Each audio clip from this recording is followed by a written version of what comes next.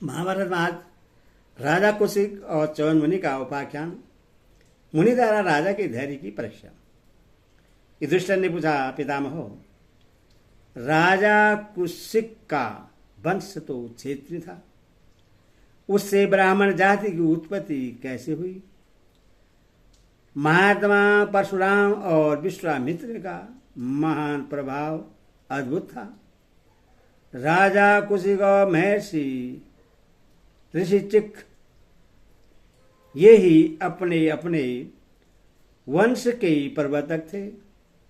उनके पुत्र जमदग्नि और गांधी को लाकर उनके पौत्र परशुराम और विश्वामित्र में ही यह विजयता का दोष क्यों आया? इसका रहस्य बतलाइए। भीष्म जी ने कहा, भारत, इस विषय में राजा कुशिक और महर्षि च्यवन की संवाद रूप प्राचीन इतिहास का उदाहरण दिया जाता है। पूर्व काल में भृगुवंशी महर्षि च्यवन को यह बात मालूम हुई कि हमारे वंश में कुशिक वंश की कन्या के संबंध से क्षेत्र तत्व का महान दोष आने वाला है। यह जानकर उन्होंने कुशिक के समस्त कुल को भस्म कर डालने का विचार किया और राजा कुशिक के पास जाकर कहा, राजन, मैं यहाँ तुम्हारे साथ कुछ काल तक रहना चाहता हूँ। यह सुनकर राजा ने महर्षि को बैठने के लिए आसन दिया और स्वयं गेडुआ लेकर उन्हें पैर धोने के लिए जल निवेदन किया। इसके बाद अर्घ्य आदि देने की संपूर्ण क्रियाएं पूर्ण की। तदनंतर उन्होंने शांत भाव से महर्षि को विधिवत मधुपर्क भोजन कराया और हाथ जोड़ जोड़ कर कहा, भगवान, हम दोनों पति पत्नी आपके अधीन हैं। बतलाइए, हम आपकी क्या सेवा करें? राज, धन, गौर, यज्ञ के निमित्त दान जो कुछ आप लेना चाहें वह सब हम देने को तैयार हैं। मेरा यह महल, यह राज सिंहासन सब आपका है। आप ही राजा हैं, इस पृथ्वी का पालन कीजिए। मैं तो सदा आपकी आज्ञा में रहने वाला सेवक हूँ। राजा के इस प्रकार कहने पर महर्षि च्यवन ने बहुत प्रश्न होकर कहा, राजन, मुझे राज्य, धन, गौ, देश और यज्ञ की भी इच्छा नहीं है। मेरी बात सुनिए, यदि आप दोनों पसंद करें तो मैं एक नियम आरंभ करूंगा। उस समय आप लोगों को सावधानी के साथ निर्भयतापूर्वक मेरी सेवा करनी पड़ेगी। मुनि की बात सुनकर राज दंपति को बड़ा हर्ष हुआ। उन्होंने उत्तर दिया, बहुत अच्छा, हम आपकी सेवा करेंगे। तदनंतर राजा कुशिक महर्षि च्यवन को बड़े आनंद के साथ अपने महल के भीतर ले गए और एक सुंदर कमरा दिखाकर बोले, तपोधन, यह सैया बिछी हुई है, आप इच्छानुसार यहाँ आराम कीजिए। हम लोग यथाशक्ति आपको प्रश्न रखने की चेष्टा करेंगे। इस प्रकार बातें होते होते सूर्यास्त हो गया। तब महर्षि ने राजा को अन्न और जल लाने की आज्ञा दी। जो आज्ञा कहकर राजा वहां से गए और जो भोजन तैयार था उससे लाकर उन्होंने मुनि के सामने प्रस्तुत कर दिया। मुनि ने भोजन करके राजा और रानी से कहा, अब मुझे नींद सता रही है, मैं सोना चाहता हूं। तुम लोग मुझे सोते समय न जगाना और सदा जागकर मेरे दोनों पैर दबाते रहना। धर्मात्मा कुशिक ने निर्भय होकर कहा, अच्छा, हम ऐसा ही करेंगे। इस प्रकार राजा को सेवा का आदेश देकर महर्षि च्यवन 21 दिनों तक एक ही करवट से सोते रहे और राजा कुशिक अपनी स्त्री सहित बिना खाए पिए निरंतर उनकी सेवा में लगे रहे। महर्षि की उपासना करने में उन्हें बड़ी प्रसन्नता होती थी।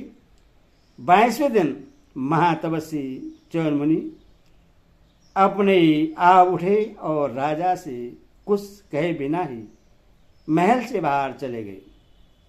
दोनों राज दंपति भूख और परिश्रम से दुर्बल हो गए थे, तो भी मुनि को जाते देख वे उनके पीछे पीछे गए, किंतु उन मुनि श्रेष्ठ ने उनकी ओर आंख उठाकर देखा तक नहीं। उन दोनों के देखते देखते महर्षि अंतर्ध्यान हो गए और राजा खिन्न होकर पृथ्वी पर गिर पड़े।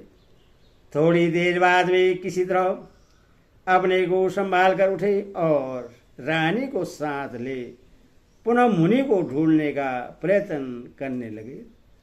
जब कहीं भी महर्षि दिखाई न पड़े तो राजा अपनी स्त्री सहित थक कर लौट आए। उस समय उन्हें बड़ा संकोच हो रहा था। नगर में पहुंचकर वे किसी से कुछ बोले नहीं, केवल दीन भाव से मुनि के चरित्र पर मन ही मन विचार करने लगे।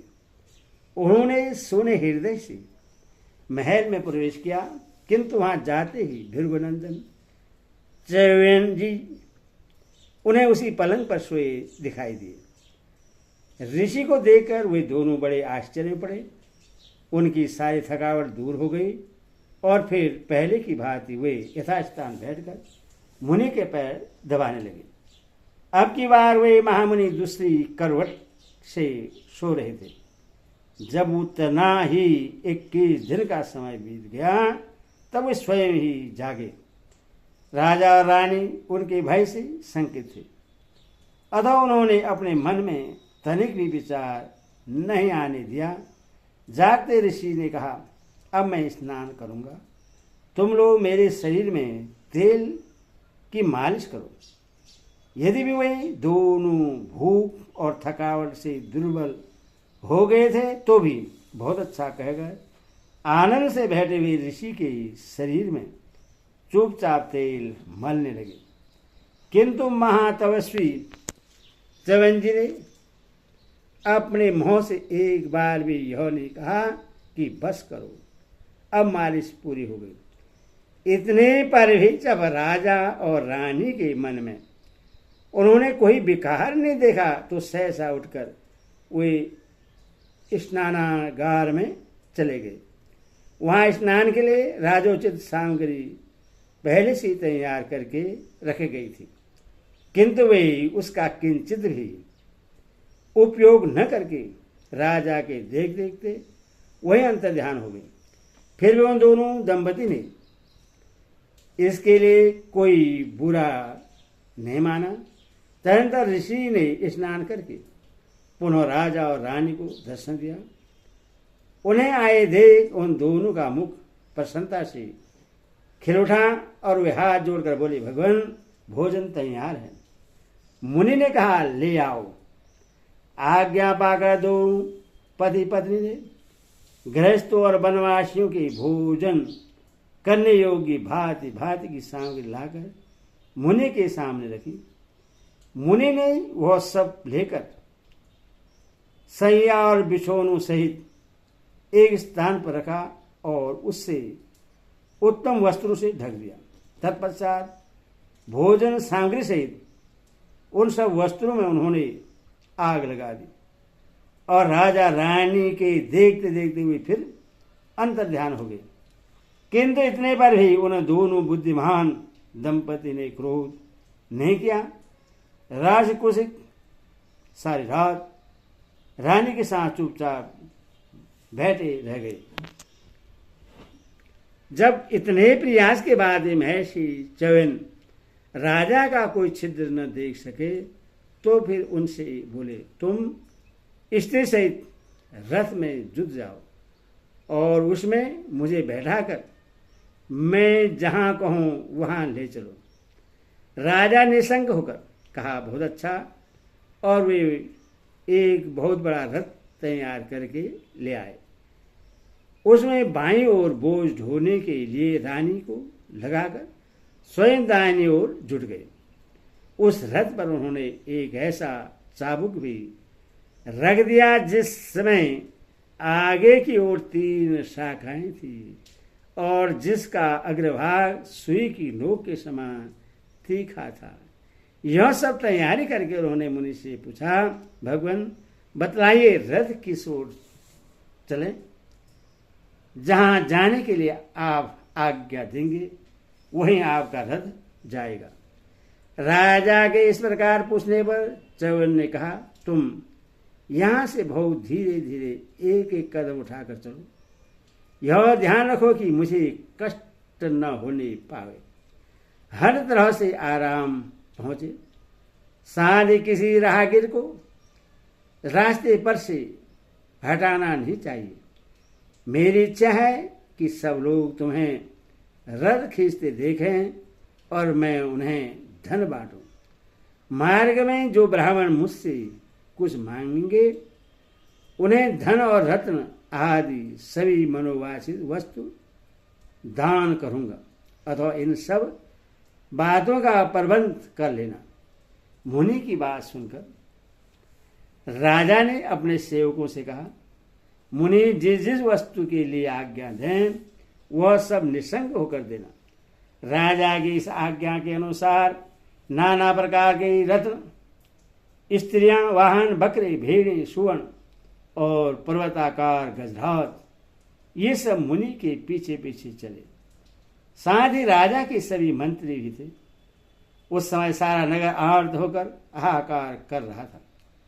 इतने ही में मुनि ने सहसा चाबुक उठाया और उसकी तीखी नोक से राजा और रानी की पीठ तथा कमर में प्रहार किया। फिर भी वे निर्विकार भाव से उस रथ को खींचते रहे।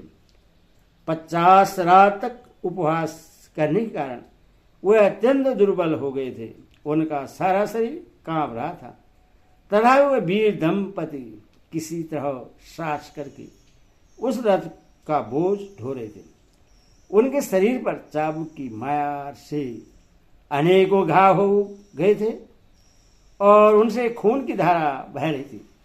खून से लथपथ होने के कारण वे खिले हुए पलाश के वृक्षों की भांति दिखाई देते थे। उनकी यह दशा देखकर पूर्ववासियों को बड़ा दुख हो रहा था, किंतु मुनि के साम से भयभीत होकर कोई कुछ बोल न सके। वे परस्पर कहने लगे, भाइयों, शुद्ध अंतःकरण वाले इन महर्षि की तपस्या का बल तो देखो। इनकी शक्ति अद्भुत है तथा राजा और रानी का धैर्य भी कैसा अनोखा है। ये इतने थके होने पर भी कष्ट उठाकर इस रथ को खींच रहे हैं और भृगुनंदन च्यवन अभी तक इनमें जरा भी विकार नहीं पा सके हैं। भीष्म जी कहते हैं, युधिष्ठिर, मुनिवर च्यवन जी, जब किसी तरह राजा रानी के मन में मैल न देख सके तब वे कुबेर की तरह उनका सारा धन लुटाने लगे।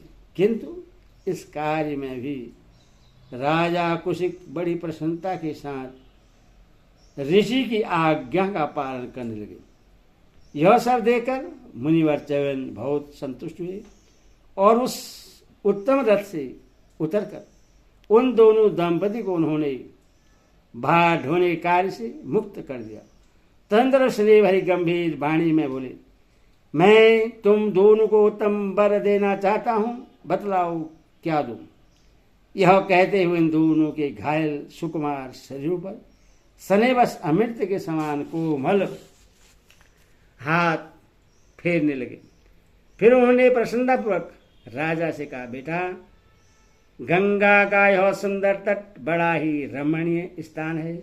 मैं कुछ देर तक यहाँ व्रत धारण करके रहूंगा।